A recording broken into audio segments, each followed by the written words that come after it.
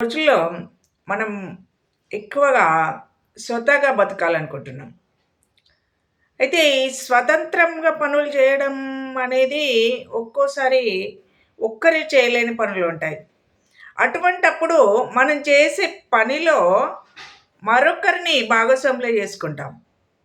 మరి ఈ భాగస్వాములుగా చేసుకున్నప్పుడు వాళ్ళు కూడా ఎలాంటి వారో తెలియకపోతే మొదటికే మోసమొస్తుంది. వ్యవస్థ దెబ్బతింటుంది. మనం పెట్టిన పెట్టుబడి పనికి రాకుండా పోతుంది.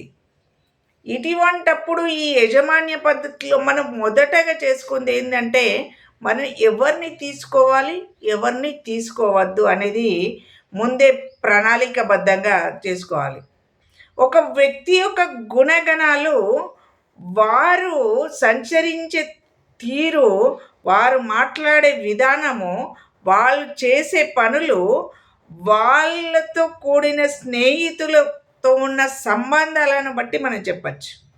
మరి ఇటువంటప్పుడు మనం ఈ భాగస్వాములుగా ఎవరిని తీసుకోవాలి, ఎవరిని తీసుకోవద్దు అనేటివి ఒక 4 విషయాలున్నాయి. ఒక నలుగురిని మనం తీసుకోకపోవడం వల్లనే మనకు లాభం. అందులో మొదటిది లోబి. ఈ లోబి అనేవాడికి వాడి విషయంలో కాదు, ప్రతి చోట కూడా ఆ లోభత్వం ఉంటుంది. లోబి ఎప్పుడు కూడా దేన్ని ఎక్కువ ఖర్చు పెట్టడానికి ఇష్టపడడు. అయితే మన మీదనే ఇన్వెస్ట్ చేసేటప్పుడు ఇన్వెస్ట్ చేయకుండా మన ప్రతిఫలాన్ని పొందలేం. ఈ లోబి మనల్ని లాగేస్తూ ఉంటాడు. లోబి అనే వాడు మనకు అర్థమైనప్పుడు లోబిని భాగస్వామిని చేసుకోకపోవడమే మంచిది.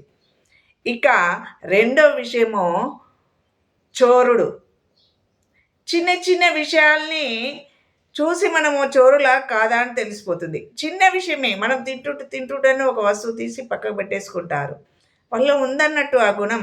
ఫ్రెండ్స్ సర్కిల్‌లో అందరికి తెలిసిపోతుంది.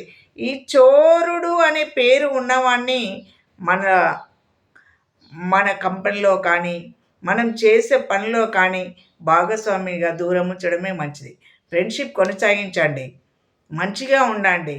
కానీ ఇటువంటి వాళ్ళు మనకు ప్రమాదమే ఎక్కువ. ఇక మూడో వాడు శత్రువు. మనకెప్పుడో శత్రువు వాడు కావచ్చు, వాళ్ళ తండ్రి కావచ్చు, వాళ్ళ తరపున వాళ్ళు కావచ్చు, ఎవరైనా కావచ్చు. వాళ్ళు శత్రువులు కదా, వీడు కాదు అనుకోకూడదు. శత్రుశేషము ఎప్పుడు కూడా వెంబడిస్తూనే ఉంటుంది. ఈ శత్రువు అని భావన మనం ఉన్నప్పుడు కలుపుకోకపోవడమే మంచిది. సున్నితంగా తిరస్కరించడం చాలా శ్రేయోదాయకం. కాబట్టి ఈ శత్రువు అనేవాడిని కూడా మనం చేసే పనిలో పెట్టుకోకూడదు. ఇక నాలుగవది అన్నిటికన్నా ముఖ్యమైనది అయోగ్యుడు. ఒక పని చేయాలంటే వానికి యోగ్యత ఉండాలి.